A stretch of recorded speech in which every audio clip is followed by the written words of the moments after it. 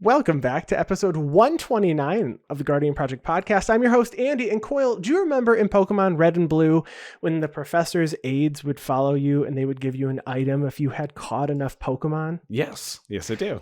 So I've been playing a lot of Shining Pearl, and it really was insulting. If they would talk to you and you had only caught like 10 Pokemon, they'd be like, wow, you should probably have caught a lot more because I have a really cool thing to give you if you can catch more. Mm-hmm. It's like, one, why are you following me? Two, you're a stalker.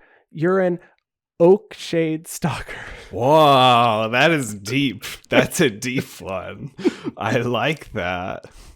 And that's how but you have to go with the Oakshade Stalker to get your EXP share, I guess. That you had to, because, and you got that right before Fuchsia City and Red and Blue, but it was really insulting. It was very shady. So yeah. the Oakshade Stalker.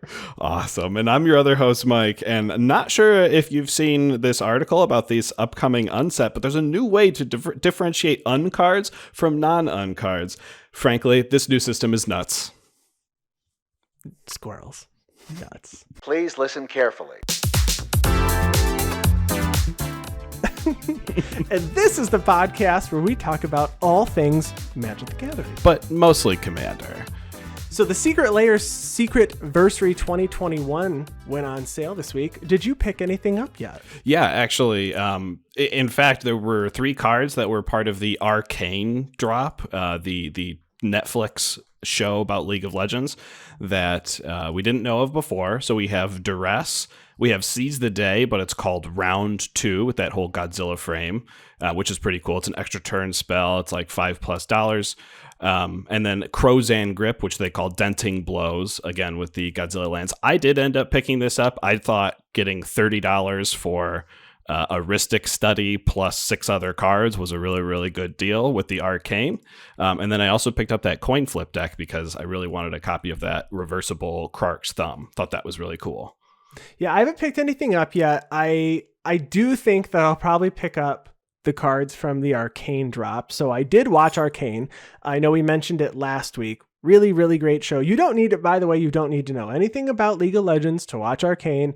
And I also agree that I don't think you need to watch Arcane or know anything about League of Legends to pick up the cards because you can just treat them as different art. Yeah, it's a fantastic thing. Yeah. We also got our first look at the newest unset that is coming out, Unfinity, which is coming out April 1st of 2022. So I love unsets. We actually have drafted unsets before. We love unset lands, although they get very difficult to play outside of a limited environment with the uncards. We are seeing an overlap now, specifically because there is going to be a distinction between silver bordered cards and black bordered cards. And I guess almost like the melding of two, because this year we saw dice rolling, which was primarily set aside for unsets, come out in Dungeons and Dragons Adventures in the Forgotten Realms. Yeah, absolutely. It was really cool to have dice rolling in a standard mechanic, and it's really shows that the mechanics that maybe were meant for the unsets in the past are going to be formatted for us in standard sets in the future. And we're actually going to see some cards printed in this unset that are going to be dubbed Eternal cards that are going to be allowed in our Eternal format, such as Commander, including over 10 new Commanders that are going to be legal in our Commander format. But as we know, the rule 0, we're going to have 30 legendary creatures printed in this set. Yeah, so they were talking in this article about the fact that they limited the variance with dice rolling previously, and that kind of went against what unsets were trying to do. So when they were building this unset, they were looking at making sure that they found a way to create cards that were still silly and fun. So initially, they had made these when Vintage, Standard, and Legacy were the only really Eternal formats, and so these cards weren't going to be played in those formats. They said that's when Silver Border was kind of dubbed not for tournament play, but they said over the years, silver border cards shifted to end up meaning not for any official format, casual or not. And that's not what they wanted to do. So what they did was they took a look at cards that would kind of have fallen into that quote unquote silver border category. So they said cards that don't work within black border rules, or add an element of cards matter that black border cards don't reference, like flavor text. Cards that require interacting with people outside of the game, cards that require physical or vocal components, cards that require reference a state external to the game. So whether you can see something from your physical seat, for instance, or cards that have some effects that just don't really feel right in black border. And so essentially what they did was, after they had figured out whether or not it belonged as a kind of silver border card or not, they came up with a new way of differentiating these. So instead of having the cards be silver border, they're going to be black border, but they're going to have a different hollow foil stamp, similar to what they do with Universes Beyond. So that would be our Walking Dead secret layer, where they have a different hollow foil stamp. So right now, silver border cards are that oval, and the Universes Beyond have a triangle. These ones are going to have an acorn, because it's a very popular part of unsets. Yeah, absolutely. It really has the flavor behind it with the squirrel unset dynamic. But it looks really good too. You can see it. So we'll link this article in the show notes below. And there's the little hollow foil stamp. It's just a really cute little acorn. But like Coyle said, there are going to be some legendary creatures that will be legal in Commander. There's going to be 30 legendary creatures. I assume many of them are just going to have an acorn stamp on them. Yeah, absolutely. We're also going to see some really cool artwork on some basic lands, and we're going to get a couple different variants of them. We're going to have a planetary spaceic lands and an orbital spaceic lands. So this is a space carnival set. So we're getting planetary space lands. I like them. Yeah, very, very cool. And on top of that, we're also getting some new artwork all the way to the border. Shock lands getting printed in this set as well. Very, very beautiful cards. This is huge. These are really, really popular in the Commander format, and they're really expensive. They really are. Once a card starts getting over $10, I start having to think twice about whether I'm just going to buy it. You know, a card for $4, okay, I might just buy it. But once it's over 10, and all of our shock lands are over 10, some of them are over 20 already, and Ravnica just left what felt like last year, but it was longer than that. Yeah, absolutely. And it's going to be nice to have these really cool artworks for them too. So absolutely beautiful stuff. There's also going to be some reprints here. We're going to see Water Gun Balloon Game at the very least reprinted here in the Unfinity set. So if you're not familiar with that card, like myself, you can go find it in the link that we will provide to you in the show notes. Yes. And before we continue, we want to thank everybody who's listening, and especially our patrons. We really appreciate all of your support. And if you are looking to support us and you're not already, you can head to patreon.com/guardianprojectpod and donate for any dollar amount. And if you're looking for another way to support the podcast, whatever platform you are enjoying the podcast on now, if you could subscribe, rate, review, and leave comments, we would be most appreciative. Subscribe, that's our favorite. Subscribe. Don't though. Don't fall and scrape your knees. That's what that sounds like. We don't want that. You can find us online at theguardianprojectpodcast.com. You can find our social media on Twitter at GuardianPod, on Instagram at Guardian Project Podcast, and our gameplay videos at youtube.com/GuardianProject. And if you want to email us, you can find us at guardianprojectpod@gmail.com.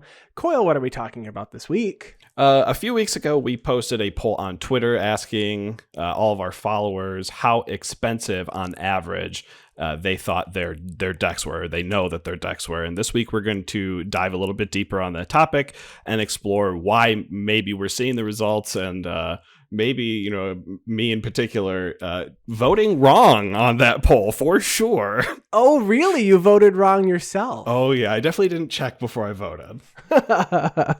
All right. Well, excuse me. Can I get a price check in the collectible cards aisle?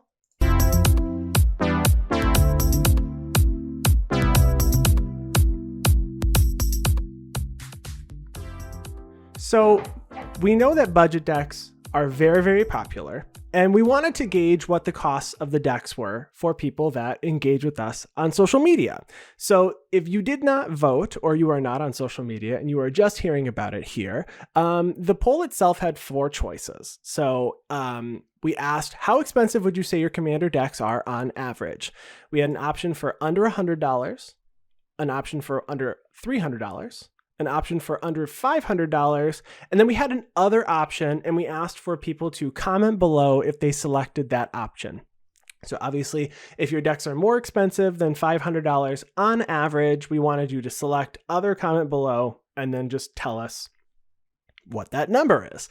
And before I go, I guess a little deeper into this, we want to talk about polls on Twitter. So as someone who works in marketing, I like polls on Twitter. It's really easy to get people to engage. You can get people to vote. You usually get very honest answers as well. It takes almost no time for people to actually respond as they're just scrolling on their phones. And we did get some comments that our poll was flawed because, we had some comments that said most people play decks that are far more expensive than this poll could account for. And to be fair, the poll, it's not perfect. We know this, Sure. But everybody actually was incorporated into this poll because if you build decks that are more expensive than 500, you just click other. Unfortunately, we don't have your actual number, but this is where it'd be good to go back and maybe do it again with larger numbers now.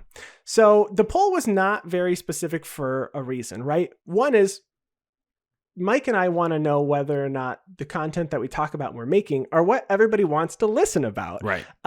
And it is. The poll has reinforced that what we talk about on a regular basis on our show, what we enjoy playing, is exactly what people are responding with. Over 80%, building decks under $500. Yes, for sure. 81%. And then 2, we're limited to characters on Twitter, so you can only type so much. So obviously, I would love to have gone way more in depth on those responses, but unfortunately, we were unable to. So we have a couple of questions that we want to answer, but Coyle, why don't you go ahead and tell us what the actual results were for each of those questions? Yes. Or selections. Yes. So at under $100, we had 12.1% of our population voting in that category. At under $300, we had 42.5% voting in that category. At under $500, we had 26.2%. And then at other with comment below, we had 19.1%. So a very large majority, almost half, fitting in the under 300, assuming, $100 to $300 being their average deck price. Right. So so you said you voted wrong. What did you vote? What did you think you were building? That's definitely the category I thought all of my decks fell under. The under you thought you 300, were under 300. Yeah, and it's absolutely a lie in the biggest sense in the world, apparently. Now we know. And to be fair, we had never really looked at the prices of all of our decks. No. We know, I know your She-Ray deck can start getting expensive, or your 5-color decks. They're already expensive, right? Because you've got expensive mana bases. For sure. I did vote other just because I'm constantly tinkering with my decks on Architect and seeing the prices that I usually see. Right. I knew, but that's only because I'm looking at all the time. So we're going to, answer a few questions here and dive deeper into this. So before we do that, though, we do want to mention we did exclude any decks that we have that currently have proxies in them. So we're only going to account for our decks that we fully own, and we are able to account for like a cost for it. So I am not incorporating either of my CEDH decks that are just fully... I guess a combination of cards that I got from my printer in the next room and Right. a portion of cards that I own. But if I did, it would significantly skew my results because I'm playing a Grixis competitive deck and it is very expensive. I did actually notice I had to make a modification to one of my decks because I was double counting a card So I wanted to make Oh. sure that wasn't, and it was a Wheel of Fortune as well that I was double counting. So I really wanted to make sure that I fixed that, because that definitely would have skewed my numbers quite a bit. So yeah, no, we definitely took that into account. We have proper printings of all of our lands, our basics, whether it's a foil or not. We also have the proper printing for that. And honestly, I think it's kind of a good point in and of itself, talking about all these brand new cool art basic lands and everything that we're getting. People always usually talk about their deck prices minus the basic lands, but you can now have like hundreds and hundreds of dollars in basic lands just in your deck. Yeah, you can, if you were to build with those full art or the full text lands that came out through the secret layer, and let's say you had, I don't know, 30 lands, I mean, and they were all, I mean, those lands are very expensive. Some of them are $7 each.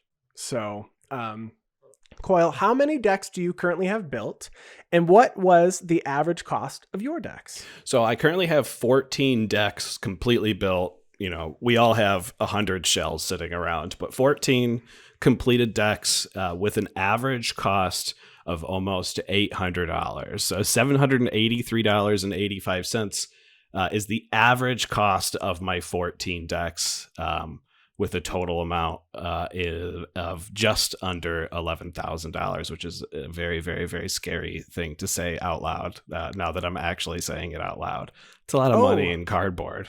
It really is. So I have 24 decks currently built. I have been playing for a little longer than you have, I guess, building and I guess assembling decks that I just refuse to take apart, because I might need to play it again. Okay, I might play it again. You probably will. Yeah, so I have 24 decks built, and the average cost of my decks comes out to be $830.10, which is ridiculous.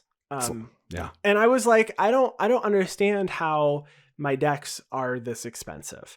And just taking a look at even just a few of them, they just add up over time. So we wanted to look at what was contributing to the cost of our decks, and maybe whether or not the cost of our decks says anything about the way that we play the game. So one of the first questions that I guess came to my mind was, what would one of my decks cost if it wasn't foiled out? So we talk about this on the show a lot. I'm a huge fan of shiny foily cardboard, and Coil, not necessarily, but will occasionally. You usually will get your commander after you build a deck. If you like the deck, you'll get your commander in foil. Yeah, it's a little upgrade, a little praise, spend a little bit of money on the new hotness. You get a little bit of love for the good ones. Yes. So the one deck that I do want to mention is, if you're new to the show, let me introduce you to Noyandar Royal Shaper. It's a deck that I have played for years. It's a deck that I have fully foiled. So every card that could be, I guess there's only 3 cards in the deck that can't be. I have an Equinox, I have a Devastating Mastery, and I do have a Tundra. So there are some just expensive cards in general, but that deck alone is $2,378 to build. But if you were to build it in non-foil, the deck is $593 total. So that's good. Yes, it's almost 4 times the cost to be in foil.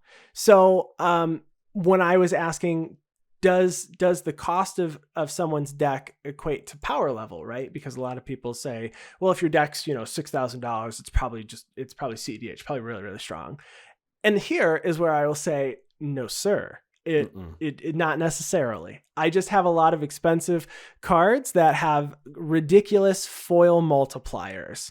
There are cards like Overburden that is $100 in foil now. Cool. Or a Mana Vault that is now $250 in foil. Yeah. Capsize is $50 in foil, or honestly, I think like $3 in non-foil. Yeah, no, the huge multiplier. Multiplier. So looking at my decks, I put lots of foils You in do. all of my decks. I was gonna say Noyandar being the one that's closest to being fully foiled, but every single one of these pages I look at, there's just like it's like even your Niambi humans deck, all these foils, Avacyn and Azor and Baron, all these legendary creatures, which I assume there's an even greater multiplier when it comes to getting these foils. Exactly. And taking a look, so I have a Joda Archmage Eternal Super Friends deck. And so there I have a foil Avacyn. I have the promo Planeswalkers that you could get from the Ravnica Mythic Edition boxes. I have the foil sword Markov. I've got the Nicobolas Dragon God that was the San Diego Comic-Con promo. Like there's cards in these decks that are making the price of this just kind of skyrocket. So it made me think twice about whether or not looking at someone's deck solely based on the price is telling me something. Does it mean it's stronger? Maybe, but not always the case. Because I have looked at the ratings and the way to determine, at least from the most recent one from the Command Zone when we went to MTG Las Vegas, and my Noyandar deck I'm putting solidly at a 6.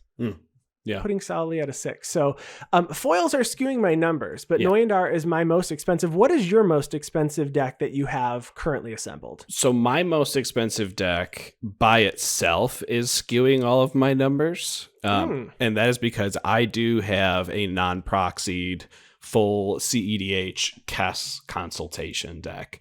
Okay. So I don't run any of the OG duels in here. So there's, three Underground Sea, Volcanic Island, and the other one that I can't think of right now. The red-black one, Badlands? Badlands, yeah. So I don't play with those three, so I could easily, tack on another $2,000 on top of this by upgrading those 3 lands. But right now, my Kess deck runs for $3,845, and it's got a fully decked out mana base. It's a 3-color mana base that doesn't repeat a single land, so it's like almost $500 in lands. But really, it's the artifacts, almost $1,400 just in fast mana artifacts. And fast mana is really where the price comes from when it comes to CEDH. I mean, there's staples outside of that are going to cost $100 or $200, but I mean, there's a kit of like 10 mana rocks that you quote unquote have to play in CEDH in order to be competitive and try to win on turn 3 and that kind of stuff. And they're on this thing called the reserved list, which Wizards of the Coast has promised never to reprint these cards. So their value is always going to go up as long as Wizards of the Coast stays true on the reserve list and doesn't reprint those cards. And in theory, yeah, that price is just going to get more expensive in the future. In theory, yeah. So so this is the one that's really skewing mine. Most of my decks actually are under the $800 average deck cost that I have, but this one being over almost $4,000, yeah, it definitely gets there. I agree. Most of mine are also.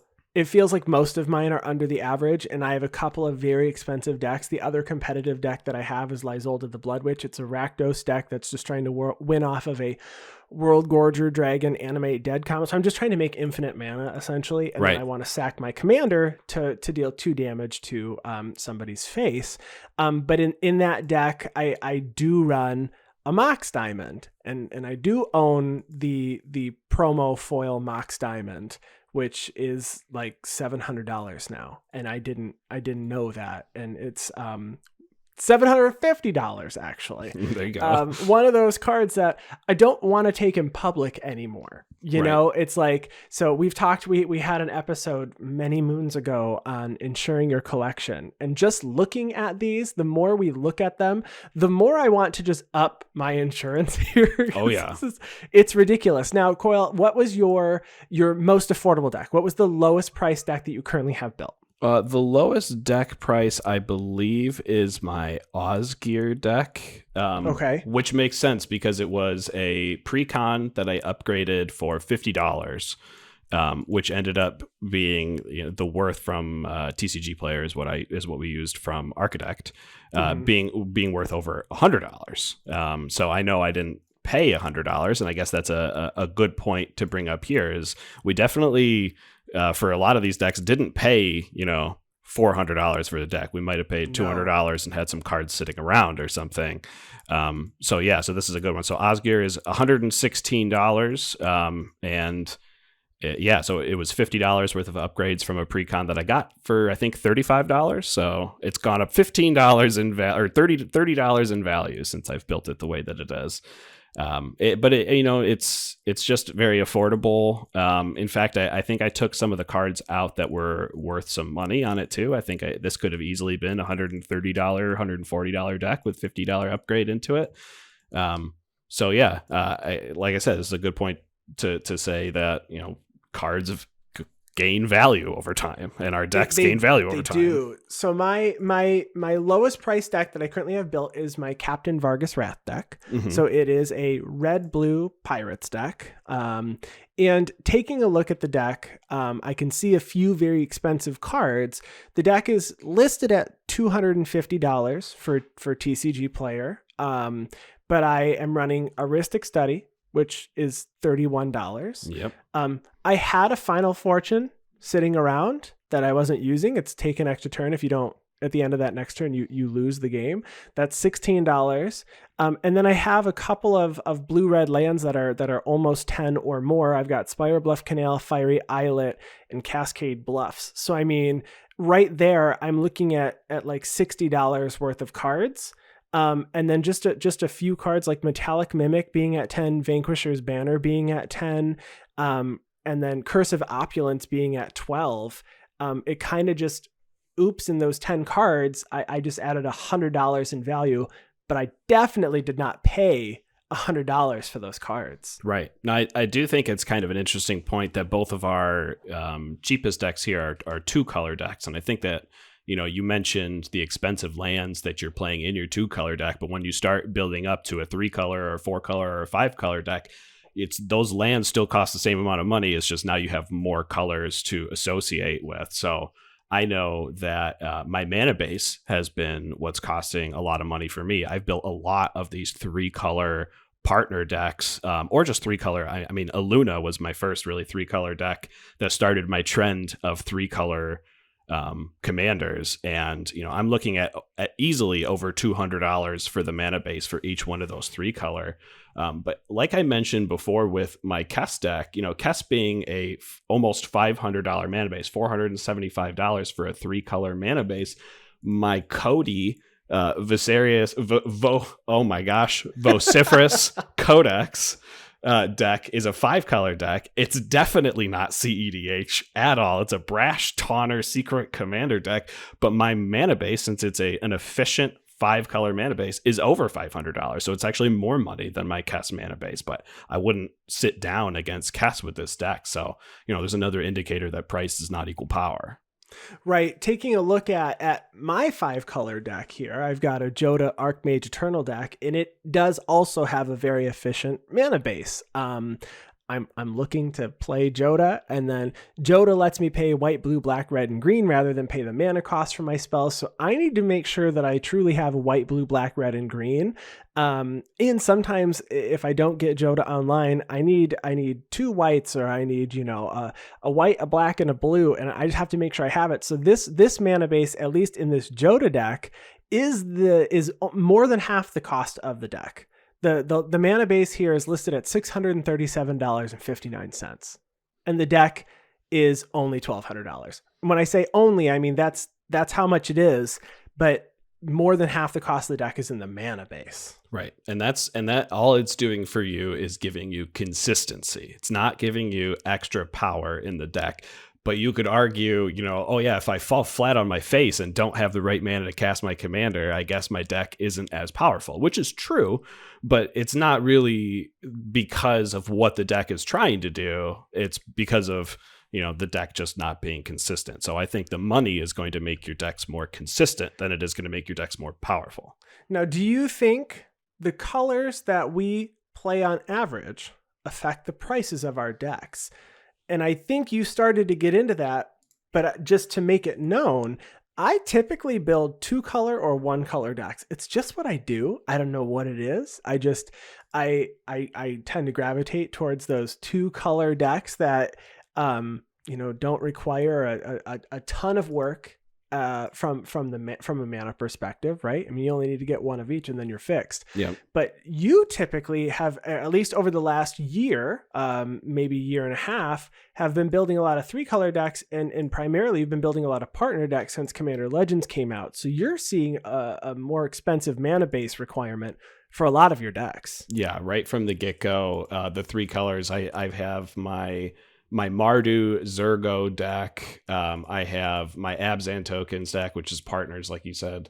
My Sultai partners deck, and then my Aluna deck, all being 3-color decks with at a minimum $200 mana bases. But when you start getting to like some of the more popular colors, maybe cards that are going to be used in Modern more often and stuff, like my Sultai deck, the land base gets even more expensive, over $300, so $330 for the mana base for the Sultai deck.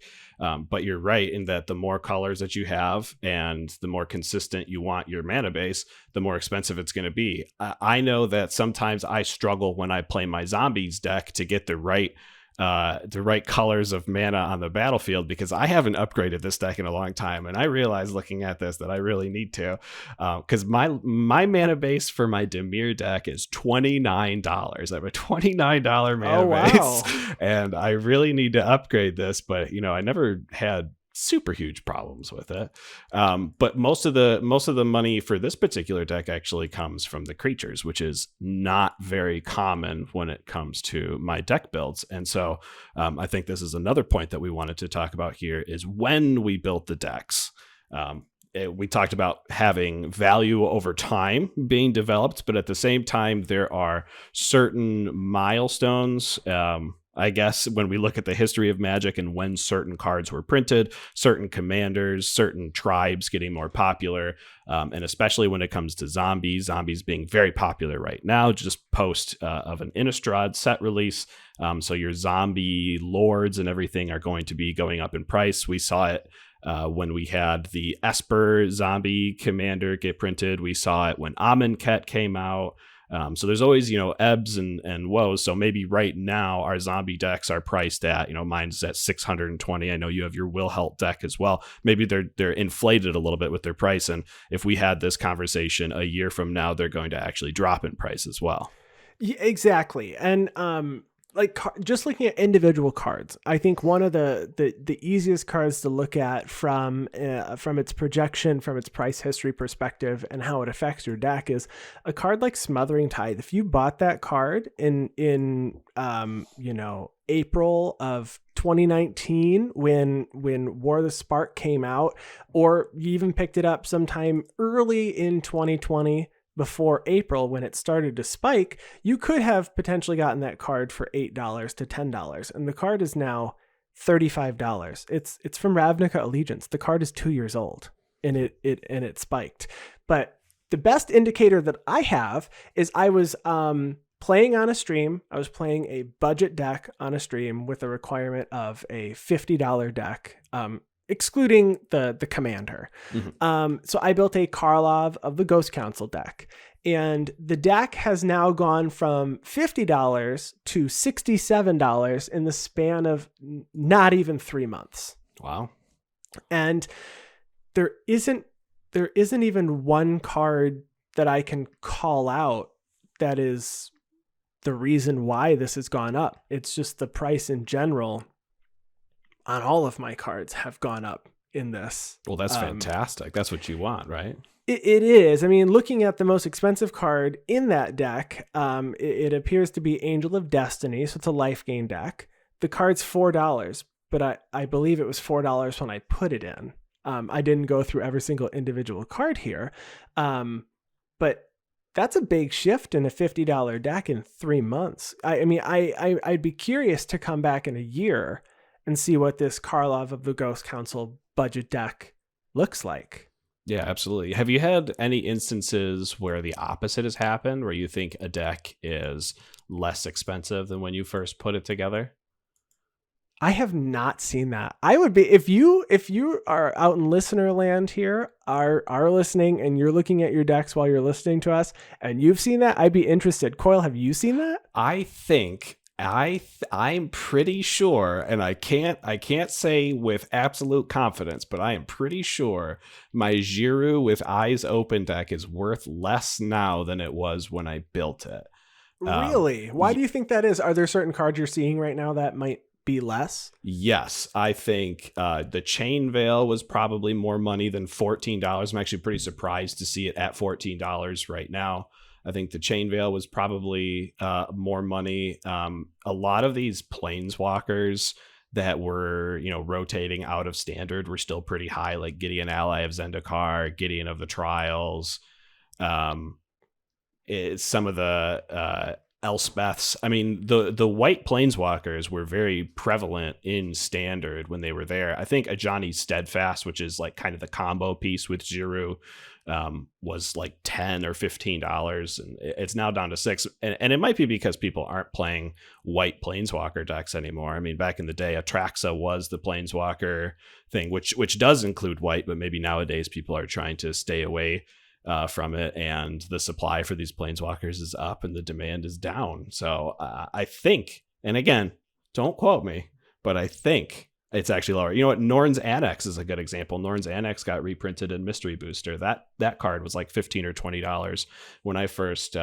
purchased it, and after Mystery Boosters, it plummeted in price. So yeah, and I think I have one more example of a deck where I built it on a budget. So we had a stream just after Zendikar Rising came out, so you can find it on YouTube, but I had built a budget version of Kaza Royal Chaser. So it's a blue-red Wizards deck. And taking a look at it now, that deck alone is $40 more than it was when I had initially built it. Now, I do see a couple of cards that might be the reason. Indomitable Creativity is now $6. I think when I built this, it was probably under $1. I think when that Aluna Mutate and Polymorph strategy came out, I think that this card kind of went up some. But Galecaster Colossus, we've seen quite a few Wizards in the last year. But I can't assess really anything. Windfall is almost $350 now. So, but this deck is up $40 from what it was when I built it, and this was just built a year ago. Yeah. I know that a lot of people, if you own a tokens deck, your price of your deck probably has gone up, especially if you were able to get into cards like Anointed Procession when they were $10 up to $35 now. I know we were looking for a Parallel Lives reprint in this last Innistrad block, which we did not get, and Parallel Lives is still a $40 card because of that. There was a reprint of Primal Vigor in Mystery Boosters, or the list. I think, no, actually it was the list. Primal Vigor was reprinted, so now it's down to $23. But I mean, these are all enchantments that you quote unquote need. Obviously you don't need any particular card, but enchantments that you want in your tokens deck. Even Cather's Crusade is a card that was like being printed, I feel like, over and over and over again. But maybe it was just the time that it was starting to get into Commander, but it's a $5 card now that I used to be able to pick up for under $1 for sure.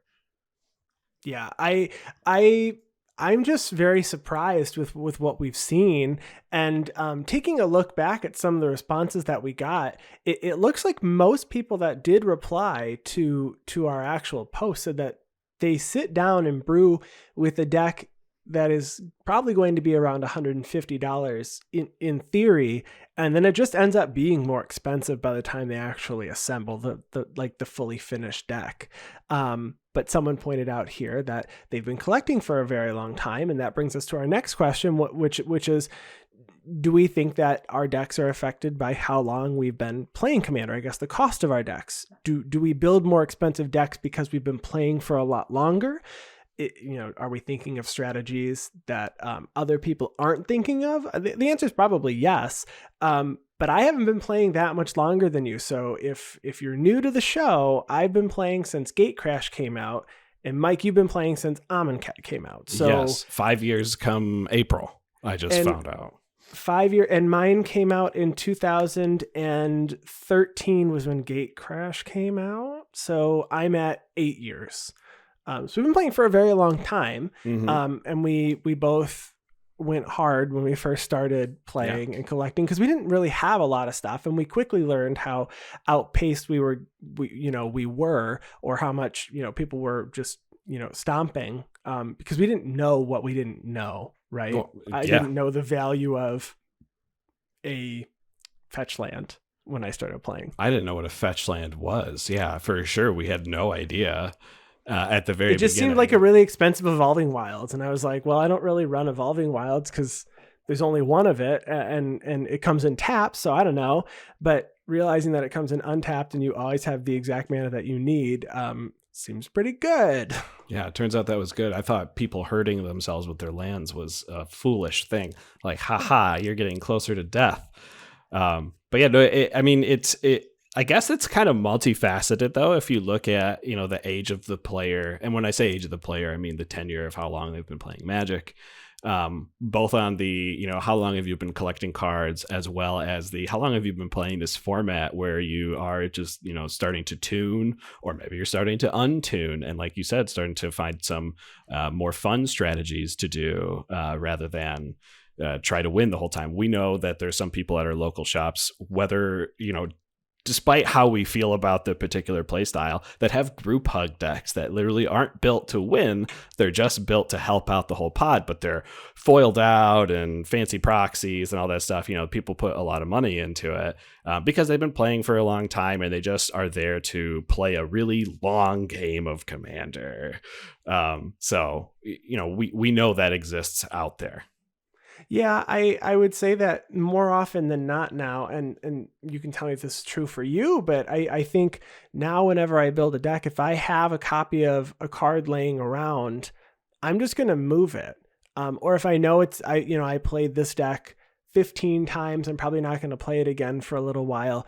I'm just going to pull it out of that deck and put it into this deck. Maybe it's a shock land, right? Mm-hmm. Well, instead of having a basic plains and you're playing a red-white deck and you say, I'm just going to quickly move the Sacred Foundry, your deck went from being, nothing to $20 at what Sacred Foundry is. And if you do that 10 times, with 10 pretty good lands, your deck is easily, reaching $200 just in the mana base. And that's not any of the rest of the deck. Right. And I find myself doing that a lot. And I know you shift cards around a lot, which is probably part of the reason why a lot of the decks that we have built are this way, because we didn't have to buy 2 copies. We kind of just moved it around. Yeah. And I think, I also like to open a lot of product. When I first started, I was actually a lot more into the finance side than the actual game. So I was buying a lot of collections and stuff. So I have some old cards that I have no right owning. It's not like I played during Ice Age, but that doesn't mean I didn't buy someone's collection that did play during Ice Age. So I have, some of those older cards. I have that collection that someone might have if they've been playing since the 90s or something. Maybe not quite like that, but it just, the longer that you play, or the different kind of style that you actually got into the hobby, because it is a hobby, right? There's a lot of parts of this. It's not just playing Commander. There's a lot of different parts of the game. I don't know what you're saying. Magic isn't life. I mean, it is, but life is a lot. There's a lot more than just Commander in life. So there's also a note here that we want to touch on, which is related to cards that we see played in a lot of decks, varying power levels here, that have spiked because they feel very, I hate using that word staple, but it feels like if you're playing a blue deck, you probably threw in a Heuristic Study, and some people running green always throw in a Sylvan Library if they have one. If somebody opened a Mana Crypt, congratulations, you probably threw it into a Commander deck. Those cards are they're so expensive now from what they used to be. And if you only spent a few dollars on a pack and you did get lucky and you did open them in a pack, of course I'm going to play them. But these cards, Heuristic Study, when I started playing, was a $4 card. Yeah. It is not $4 anymore. But I do want to talk about one card. This is a reserve list card it's not good. It's just not. And I have one in my Nakara, Lair Scavenger, and Yannick Scavenging Sentinel deck. which was a deck that just put any type of counter onto a creature or a permanent you controlled, so that Nakar would let me lose life and draw a card. And that card is Life Matrix. It's an artifact, costs 4 mana, that says pay 4 and tap it. During your upkeep, you can put 1 counter on target creature. You can remove that counter at any time to regenerate that creature. So I got Life Matrix for $8, which I thought was ridiculous. And this was a very memey deck that was not going to do a whole lot. And I pulled off Life Matrix activation one time. Life Matrix is almost, no, it's not almost, it's $110 now. Ooh. I got it for $8.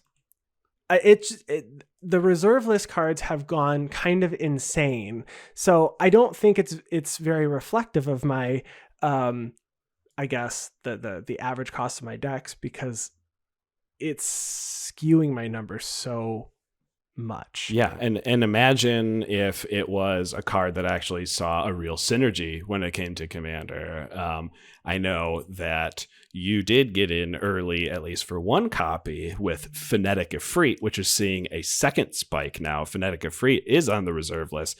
This is a creature that you can put in a coin flips deck in order to get, a near infinite amount of coin flips on the stack. Oh my gosh, and with the new coin flip secret layer, I didn't even think about this. Right. So when Battle Bond had first come out, I think this card spiked to like $10 or something from no one used max. it. Yeah, it was like 15 max. But now that there's a special art coin flip secret layer deck coming out, we saw that an all-time high of $89. So hopefully people didn't buy it for that much, but it's still above $40 right now.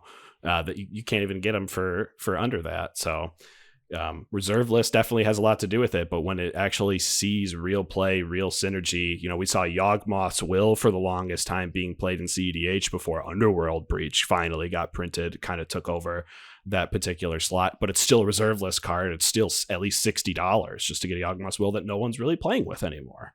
Yeah, I agree.